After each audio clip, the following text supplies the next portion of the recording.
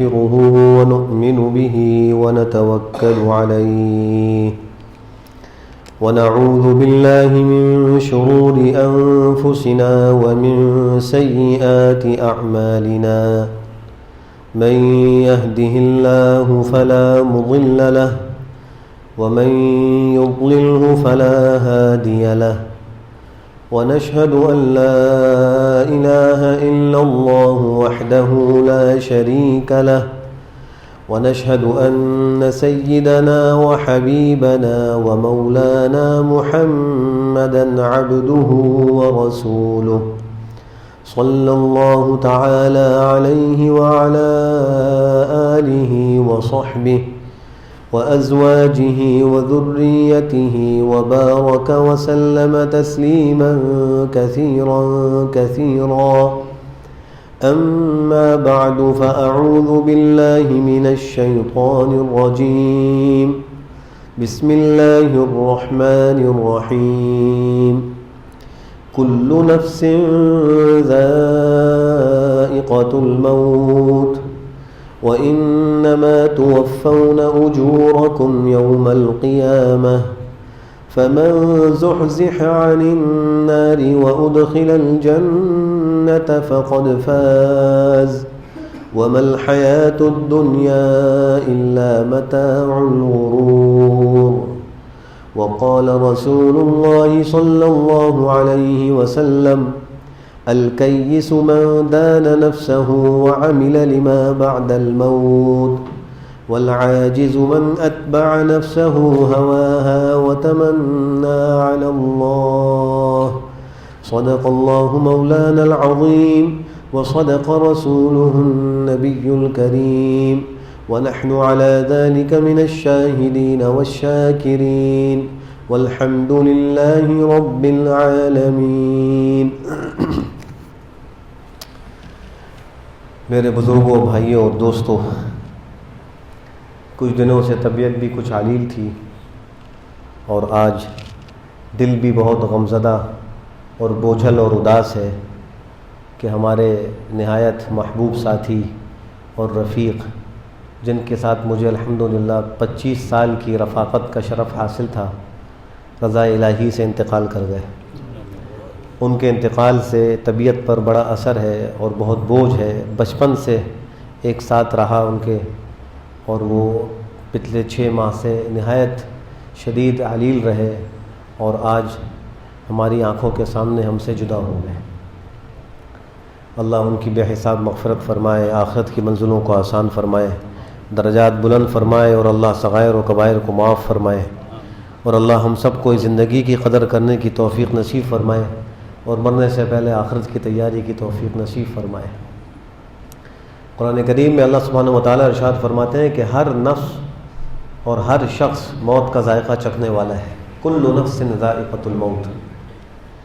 اس دنیا میں جو آیا ہے جانے کے لیے آیا ہے، موت سے کسی کو مفر نہیں. سرکار دو عالم صلی اللہ علیہ وسلم نے اس دنیا سے پردہ فرمایا. صحابہ کرام کو یقین نہیں آتا تھا، وہ تو عاشق رسول. یہی وجہ تھی کہ سیدنا عمر ابن الخطاب رضی اللہ تعالیٰ عنہ تلوار لے کر کھڑے ہو جاتے، جو کہے گا کہ محمد کا انتقال ہو گیا اس کا سر تن سے جدا کر دوں گا. ان کو یقین نہیں آتا تھا، صحابہ پریشان. حضرت سیدنا ابو بکر صدیق رضی اللہ تعالیٰ عنہ تشریف لاتے ہیں اور آپ کے چہرے انور سے چادر کو ہٹاتے ہیں، پیشانی پر بوسہ دیتے ہیں اور خطاب کر کے فرماتے ہیں کہ اللہ کے رسول، اللہ آپ پر 2 موتوں کو جمع نہیں فرمائے گا. اور باہر نکل کر مسجد میں صحابہ کرام کو خطبہ ارشاد فرماتے ہیں اور اس میں آیت کریمہ پڑھتے ہیں، وما محمد الا رسول قد خلت من قبله الرسل افإن مات او قتل انقلبتم على اعقابكم ومن ينقلب على عقبيه فلن يضر الله شيئا وسيجزي الله الشاكرين. محمد تو اللہ کے رسول ہیں، ان سے پہلے بہت سے رسول گزر گئے، انبیاء کا سلسلہ چلتا رہا. سرکار دو عالم صلی اللہ علیہ وسلم پر نبوت کا سلسلہ موقوف ہوا، ختم ہوا. آپ آخری نبی بن کر تشریف لائے. آپ کے بعد قیامت تک کوئی نیا نبی نہیں آئے گا. جن کو آنا تھا سب آ گئے، آپ آخری خاتم النبیین بن کر تشریف لائے. علماء نے لکھا ہے کہ سرکار دو عالم صلی اللہ تعالی وسلم کو جو خصوصیات حاصل تھیں، جن کا کچھ تذکرہ میں نے گزشتہ بیانات میں کیا تھا، ان میں جیسے ایک خصوصیت یہ تھی کہ آپ کے لیے اور آپ کی امت کے لیے ساری روئے زمین مسجد بنائی گئی، نماز کی اجازت دی گئی، اور ضرورت کے موقع پر مٹی کو طہور قرار دیا گیا کہ تیمم کی اجازت دی گئی۔ یہ آپ کی خصوصیت تھی۔ مال غنیمت کو آپ کے لیے حلال کیا گیا۔ اسی طریقے سے فرمایا کہ آپ کو اللہ نے جوامع الکلم کی صفت عطا فرمائی، آپ لمبے چوڑے مضمونوں کو مختصر جامع الفاظ میں ذکر فرما دیا کرتے تھے۔ یہ ایک خاص خوبی تھی سرکار دو عالم صلی اللہ علیہ وسلم کی، جوامع الکلم تھے، بات مختصر ہوتی اور بہت زیادہ مضمون کو وہ شامل ہوتی۔ اور آپ کی خصوصیت میں اہم ترین خصوصیت ختم نبوت کو ذکر فرمایا۔ یہ آپ کی خصوصیت تھی، آپ کے علاوہ کسی کو یہ خصوصیت نہیں ملی، کوئی نبی خاتم النبیین نہیں بنا۔ ختم نبوت کا شرف بھی سرکار دو عالم صلی اللہ علیہ وسلم کو حاصل ہوئی، یہ ان کی خصوصیت تھی۔ تو آیت پڑھی کہ قد خلت من قبلہ الرسل، اور آگے عجیب ایک تسلی کا جملہ فرمایا، افإن مات، کہ اگر وہ انتقال کر جائیں گے، او قتل، یا اللہ کے راستے میں شہید ہو جائیں گے، انقلبتم علی اعقابکم، تم دین چھوڑ کر ایڑیوں کے بل واپس پلٹ جاؤ گے، تم کو ایسا نہیں کرنا چاہیے۔ اور صدیق اکبر نے اس خطبے میں اس آیت کے بعد جو ارشاد فرمایا وہ کیا تھا؟ من کان یعبد محمدا فإن محمدا قد مات ومن کان یعبد اللہ عز وجل فإن اللہ حی لا يموت۔ جو محمد کی عبادت کرتا ہے تو وہ سن لے کہ آج محمد کا انتقال ہو گیا صلی اللہ علیہ وسلم، اور جو اللہ کی عبادت کرتا ہے تو وہ بھی سن لے کہ اللہ حی لا یموت ہے، ہمیشہ سے ہے، ہمیشہ رہے گا، اس کو موت نہیں آتی، زندہ ہے۔ تو ہم سب تو اللہ کی عبادت کرتے ہیں، اللہ تو حی ذات ہے۔ دنیا میں انسان کو غم بھی لاحق ہوتے ہیں، پریشانی بھی لاحق ہوتی ہیں۔ حدیث شریف کی روح سے مومن کا حال تو چاہے خوشی کا ہو چاہے غمی کا ہو، دونوں ہی صورتوں میں اس کے لیے نعمت اور راحت ہے۔ اگر خوشی اور نعمت ملے تو شکر کرتا ہے، اور شکر بہت بڑی عبادت ہے۔ اللہ فرماتے ہیں لئن شکرتم لازیدنکم، اگر تم شکر کرو گے تو میں نعمت زیادہ دوں گا، ولئن کفرتم ان عذابی لشدید، ناشکری کرو گے تو یاد رکھو میرا عذاب بہت سخت ہے۔ اور اگر کوئی مصیبت کسی کو آئے، کوئی غم لاحق ہو اور اس پر وہ صبر کرے تو فرمایا کہ ان اللہ مع الصابرین، اللہ کی معیت خاصہ صابرین کو حاصل ہوتی ہے۔ اللہ کا ساتھ مل جائے صبر پر، اس سے بڑی اور کیا نعمت ہوگی۔ اور ان کے بارے میں آگے فرمایا الذین اذا اصابتہم مصیبہ، وہ لوگ ہیں کہ جب ان کو کوئی غم لاحق ہوتا ہے، مصیبت لاحق ہوتی ہے، قالوا، تو وہ کہتے ہیں انا للہ وانا الیہ راجعون، ہم تو اللہ کے ہیں، اللہ ہی کی طرف لوٹ کر جانے والے ہیں۔ تو ان کو طبعاً بھی سکون آ جاتا ہے، عقلاً بھی سکون آ جاتا ہے۔ طبعاً اس طرح آ جاتا ہے کہ انا للہ، ہم تو اللہ کے ہیں، اللہ ہمارے مالک ہیں، جس کو چاہے دنیا میں رکھیں، زندگی دیں، جس کو چاہے اپنے پاس بلا لیں، مالک حقیقی ہیں، کوئی اللہ سے سوال نہیں کر سکتا۔ دنیا کے اندر کوئی آدمی دو گھوڑوں کا مالک ہو، ایک گھوڑے کو نیچے باندھ دے، ایک کو اوپر استبل میں باندھ دے، تو کوئی غلام مجھ سے یہ سوال نہیں کر سکتا کہ آپ نے ایک کو نیچے کیوں باندھا، ایک کو اوپر کیوں رکھا۔ وہ کہے گا میں مالک ہوں، میری مرضی، میں اپنا گھوڑا نیچے رکھوں یا اوپر رکھوں۔ تو ہم اللہ کے بندے ہیں، اللہ ہمارے مالک حقیقی ہیں۔ اللہ کی مرضی جسے چاہے زمین پر جب تک چاہے زندہ رکھے، اور جس کو چاہے اپنے پاس بلا لے اور اس کو موت دے دے۔ وَإِنَّا إِلَيْهِ رَاجِعُونَ، اور ہم بھی اللہ ہی کی طرف جا رہے ہیں۔ عقلی بھی سکون آ رہا ہے کہ ذرا سوچو، ہم سب کا سفر جاری ہے، ہمارا سفر تھمتا نہیں۔ دنیا کا سفر تو رک جاتا ہے، آج ہم بیٹھے ہوئے سفر نہیں کر رہے، لیکن ہماری زندگی کا سفر نہیں رکتا۔ ہم ایک سانس لیتے ہیں اور ایک خارج کرتے ہیں، یہ ہماری زندگی کا سفر جاری ہے، اور جب وہ سانس پوری ہوگی تو بس اس دنیا سے جانے کا وقت ہوگا۔ آج میں دیکھ رہا تھا مفتی صاحب کو کہ وہ کل صبح سے غنودگی کے عالم میں تھے، آکسیجن لگی ہوئی تھی اور آنکھیں پتھرائی ہوئی تھیں، تیماردار آتے تھے، گھر والے آتے تھے۔ آج ان کی والدہ آخری وقت میں آئی، سینے پر ہاتھ پھیرا تو میں نے دیکھا آنکھیں حرکت کرنی شروع ہو گئی، چہرے پر انہوں نے بوسہ دیا، بوڑھی والدہ ان کی، جوان اولاد جاری 42-47 سال عمر۔ تو بوسہ دے کہا میرے بیٹے کو کیا ہو گیا؟ میں سامنے صوفے پر بیٹھا تھا، تو میں نے وہ ساتھی سے کہا جو تیماردار تھا کہ دیکھو مولانا تو بیدار ہو گئے ماشاءاللہ، والدہ کو دیکھ رہے۔ اس کے بعد زبان تالو میں لگتی اللہ اللہ 3-4 دفعہ کہا اور روح پرواز ہو گئی۔ میں نے کہا تو ان کا سانس نہیں آ رہا، فوراً ڈاکٹر کو بلا کے چیک کرایا تو انتقال ہو گیا۔ تو جو سانس انہوں نے اس دنیا میں لینی تھی آخری وہ لے لی، جیسی وہ سانس پوری ہوئی جانے کا وقت آ گیا چلے گئے۔ ہم اللہ کی رضا پر راضی ہیں، اللہ کی تقدیر پر راضی ہیں، اللہ ہم سب کو صبر کی توفیق نصیب فرمائے۔ پھر فرمایا اس آیت میں کہ وَإِنَّمَا تُوَفَّوْنَ أُجُورَكُمْ يَوْمَ الْقِيَامَةِ، ایک حقیقت تو ذکر کر دی۔ حقیقت یہ ہے کہ ہر شخص کو موت کا ذائقہ چکھنا ہے، موت آئے گی۔ اب اس کے بعد آگے اصل متوجہ کیا جا رہا ہے کام کی طرف، کہ حقیقت کو تسلیم کرنے کے بعد اب جو کام ہمیں کرنا ہے وہ کیا ہے؟ تُوَفَّوْنَ أُجُورَكُمْ يَوْمَ الْقِيَامَةِ، تم اپنے اعمال کے بدلے کل قیامت میں دیے جاؤ گے، تمہیں تمہارے اعمال کے بدلے ملیں گے۔ اب تم نے عمل کرنا ہے، اب ہمارا کام یہ، ہمیں حقیقت تسلیم ہے۔ دنیا کا ہر شخص موت کو مانتا ہے، کوئی اس کا منکر نہیں ہے، لیکن اب جب موت ایک حقیقت ہے تو ہمیں کرنا کیا چاہیے؟ ہمیں ایمان کے ساتھ اعمال صالحہ اختیار کرنے چاہیے، گناہوں سے بچنا چاہیے، اس لیے کل قیامت میں اللہ ہمارے اعمال کا بدلہ پورا پورا دیں گے۔ لا یظلمون ولا یظلمون، نہ جو ہے وہ کوئی ان پہ ظلم کرے گا، نہ وہ کسی پہ ظلم کریں گے، کوئی ظلم نہیں کیا جائے گا، برابر بالکل عدل کے ساتھ جو عمل کیا ہوگا اس پر اجر ملے گا، اچھا کیا ہوگا تو اچھا اجر، برا کیا ہوگا تو برا اجر ملے گا۔ اور پھر فرمایا کہ حقیقی کامیابی کیا ہے؟ فمن زحزح عن النار، جس کو جہنم کی آگ سے بچا لیا گیا، وادخل الجنہ، اور جنت میں داخل کر دیا گیا، فقد فاز، حقیقتاً یہی کامیاب ہو، یہ کامیاب ہے۔ دنیا میں چاہے زندگی جیسی کیسی بھی اس کی گزری، اچھی گزری یا بری گزری، لیکن اگر وہ جہنم سے بچا لیا گیا اور جنت میں داخل کر دیا گیا، فقط فاز، وہ کامیاب ہو گیا۔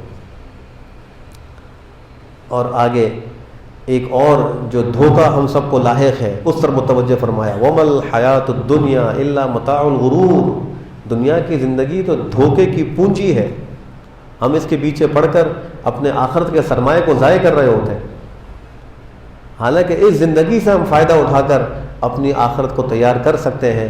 جب سرکار دو عالم صلی اللہ تعالی وسلم معراج پر تشریف لے گئے تو وہاں ان کی آسمانوں پر انبیاء سے ملاقات ہوئی، حضرت سیدنا ابراہیم علیہ السلام سے ملاقات ہوئی۔ آپ نے فرمایا اپنی امت کو میرا سلام کہیے گا۔ یہی وجہ علماء نے لکھی ہے کہ درود شریف میں آپ علیہ السلام پر درود شریف پڑھنے کے بعد حضرت ابراہیم کا تذکرہ آتا ہے، اللہم صلی علی محمد وعلی آل محمد کما صلیت علی ابراہیم، کسی اور نبی کا ذکر نہیں آتا۔ اس کی وجہ یہ ذکر کی ہے کہ چونکہ معراج کے موقع پر جب آپ تشریف لے گئے تو حضرت ابراہیم علیہ السلام نے آپ سے یہ کہا کہ اپنی امت کو میرا سلام کہنا، امت کو سلام کہلوایا، اور ان کو کہنا جنت چٹیل میدان ہے اور اللہ کا ذکر یہ اس کے باغات ہیں، اس کے پھول ہیں، تو آنے سے پہلے اس چٹیل میدان کو آباد کر کر آئے، یہ وصیت اور تاکیدی حکم فرمایا۔ تو ہمارے لیے دنیا کی زندگی کے اندر اصل کام یہ ہے کہ ہم اپنی آخرت کی جو جنت ہماری چٹیل ہے اس کو آباد کریں۔ حدیث شریف میں آتا ہے کہ اگر کوئی شخص ایک دفعہ صدق دل سے سبحان اللہ کہتا ہے، جنت میں اس کے لیے ایک درخت لگتا ہے، اور اتنا عظیم الشان اور بڑا درخت لگتا ہے کہ اس کے سائے میں 100 سال کا عربی نسل گھوڑا دوڑتا رہے تو سایہ ختم نہیں ہوگا، ایک دفعہ سبحان اللہ کہنے سے، یہ زندگی کے اندر کہے، اور مرنے کے بعد وہ قیامت کے قائم ہونے تک اگر یہ کہتا رہے سبحان اللہ سبحان اللہ، ایک درخت کیا پودا بھی نہیں لگے گا، اس لیے کہ موت کے بعد تو عمل کا وقت ختم ہو گیا، یہ زندگی عمل کا وقت ہے۔ تو جیتے جی اس زندگی سے ہم فائدہ اٹھا لیں اور اس کی قدر کر لیں تو یہ بڑی کامیابی ہوگی۔ حدیث شریف میں فرمایا سرکار دو عالم صلی اللہ تعالی وسلم نے، الکیس من دان نفسہ، عقل مند کون ہے؟ عقل مند وہ ہے جو اپنے نفس پر قابو پائے، اپنے نفس کو کنٹرول کرے، نفس کی حرام خواہشات پر عمل نہ کرے، اس نفس کو اللہ کی اطاعت پر لگائے، اور اگر حرام خواہش کا جذبہ اور تقاضا پیدا ہو تو اس کو دبائے، مجاہدہ برداشت کرے، تکلیف برداشت کرے، گناہ نہیں کروں گا، دل میں خیال آ رہا ہے لیکن گناہ نہیں کروں گا، ڈٹ جائے۔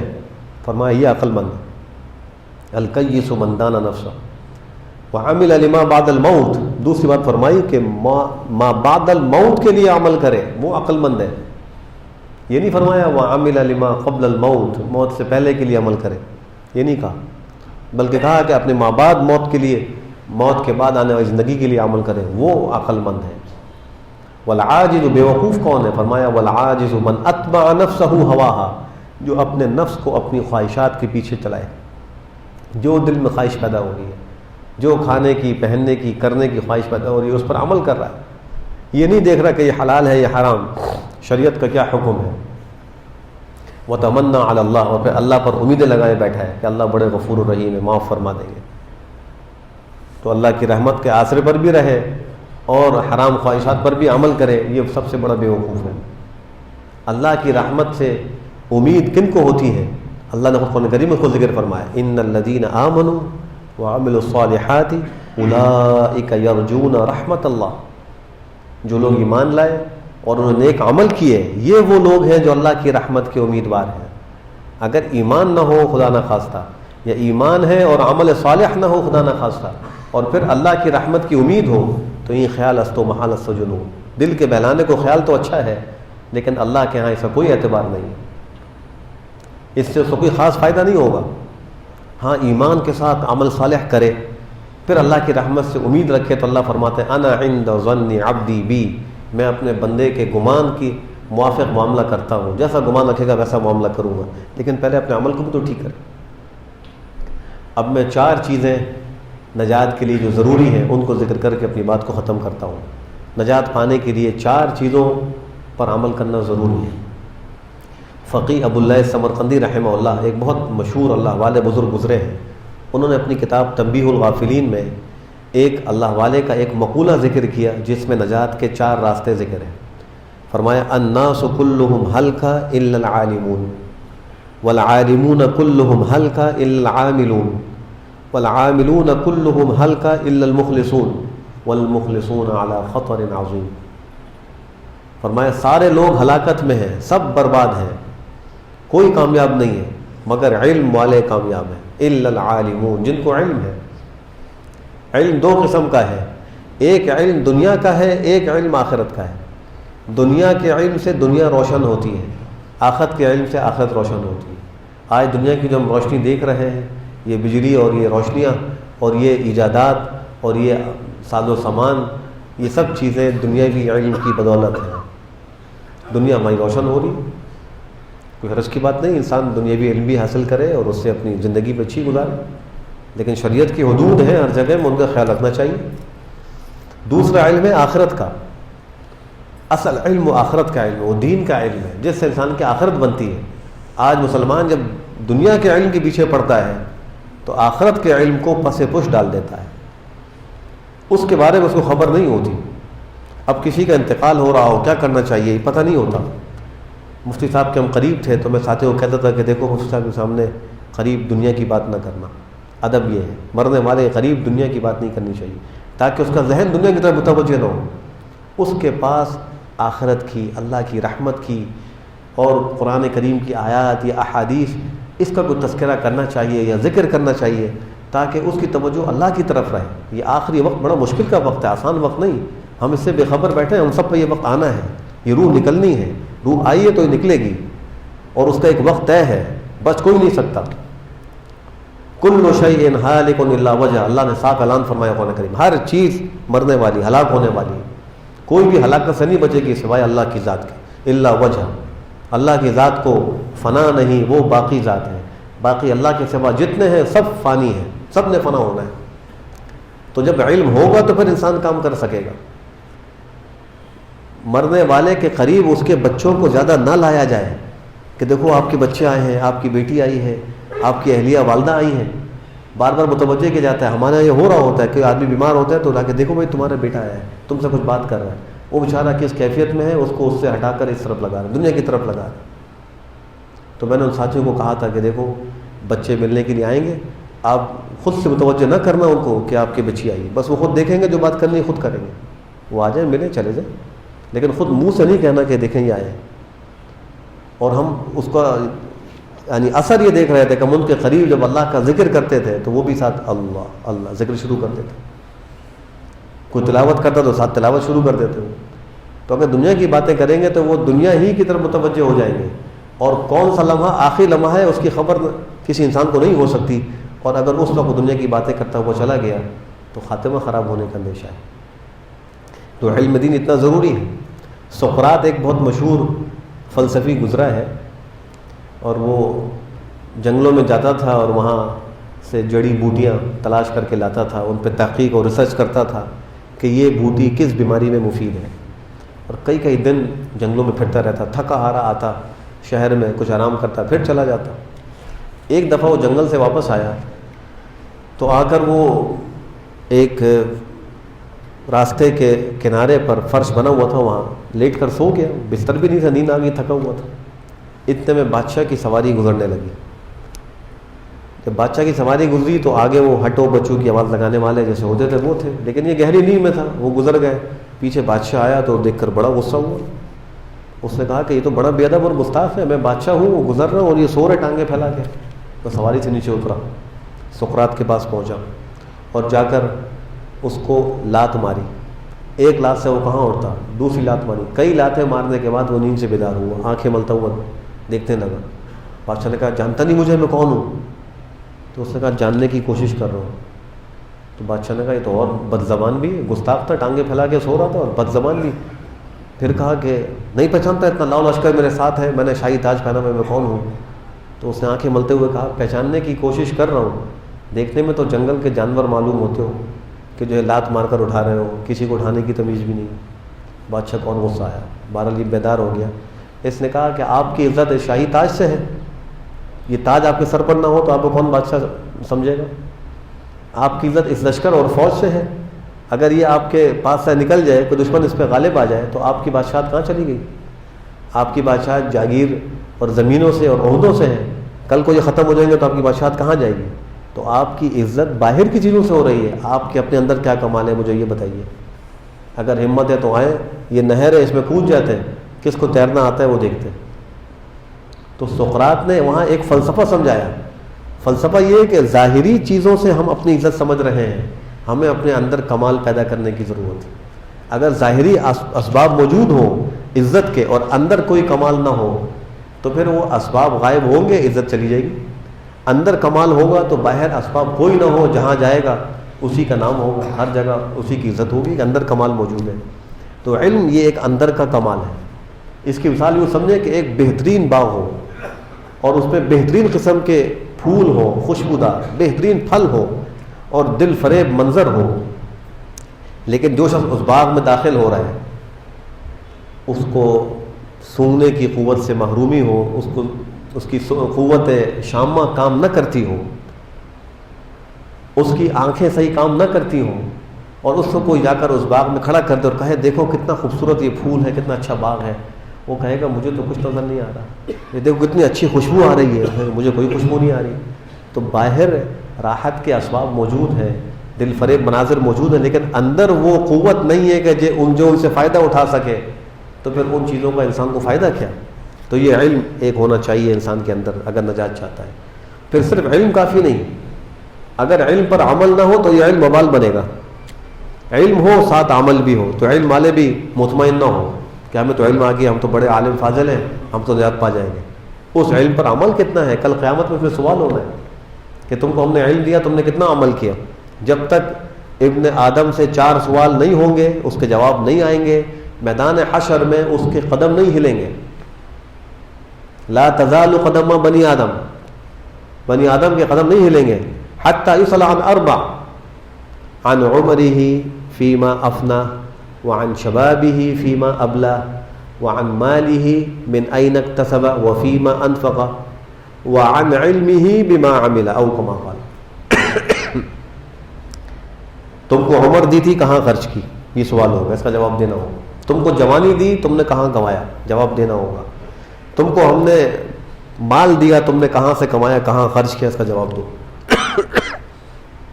چوتھا سوال ہوگا علم پر کتنا عمل کیا. جب تک ان 4 سوالوں کا جواب نہیں دے گا ابن آدم, اس کے قدم نہیں ہلیں گے, کھڑا رہے گا میدان حشر. تو صرف علم کافی نہیں, علم پر عمل بھی ہو. اب عمل کی توفیق بھی ہو گئی, نمازیں بھی پڑھ لی, روزی بھی رکھ لی, فرائض و واجباتوں کو بھی ادا کر لیا, لیکن اس عمل میں اگر اخلاص نہیں تو وہ عمل بھی منہ پہ مار دیا جائے گا. عمل کے بعد اس میں اخلاص پیدا کرنے کی ضرورت ہے. اللہ کے لیے ہو, ریاکاری کے لیے نہ ہو, لوگوں کے دکھانے کے لیے نہ ہو, ورنہ خالی عمل بھی بچانے کے لیے کافی نہیں. نجات کے لیے خالی عمل کافی نہیں, اخلاص والا عمل. اب اگر کسی کو اخلاص کی توفیق بھی مل گئی, بڑا خوش ہوگا کہ میں تو عالم بھی ہوں, عمل بھی کرتا ہوں, مخلص بھی ہوں, لیکن فرمایا کہ والمخلصون علی خطر عظیم، اخلاص والے بھی بڑے خطرے پر ہیں، خاتمے کا پتہ نہیں کیسے خاتمہ۔ حدیث شریف کی روح سے مسلم شریف کی روایت ہے، ایک شخص زندگی بھر برے عمل کرتا ہے، اس کے اور جہنم میں ایک بالش کا فاصلہ رہ جاتا ہے، اللہ کی تقدیر غالب آتی ہے، مرنے سے پہلے توبہ کی توفیق ہوتی ہے، سچے دل سے توبہ کرتا ہے اور انتقال ہوتا ہے، وہ سیدھا جنت میں چلا جاتا ہے، خاتمہ اچھا ہو جاتا ہے۔ اور ایک شخص ساری زندگی نیک عمل کرتا ہے، اس میں اور جنت میں ایک بالش کا فاصلہ رہ جاتا ہے، تقدیر غالب آتی ہے، خاتمہ خراب ہوتا ہے، سیدھا جہنم میں چلا جاتا ہے۔ اللہ ہم سب کی حفاظت فرمائے۔ تو اخلاص کے ساتھ اگر عمل بھی کر رہے ہیں تو مطمئن ہو کے نہ بیٹھیں، اپنے خاتمے کی طرف سے فکر مند رہیں اور کوشش کرتے رہیں۔ جو آدمی خاتمے کے اچھا ہونے کی فکر کرتا رہے اور اللہ سے دعائیں کرتا رہے، اللہ اس کو ضرور حسن خاتمے کی توفیق نصیب فرماتے ہیں۔ تو یہ 4 راستے ہیں نجات کے، علم، عمل، اخلاص، فکر آخرت۔ اگر ہم نے اپنی زندگی میں ان 4 چیزوں کو پیدا کر لیا، ضروری علم حاصل کر لیا، اس پر عمل شروع کر دیا اور اخلاص اپنے اندر پیدا کر لیا، آخر کی طرف متوجہ ہو گئے، تو ہم ضرور نجات پا جائیں گے۔ اللہ سبحانہ و تعالی ہم سب کو عمل کی توفیق نصیب فرمائے۔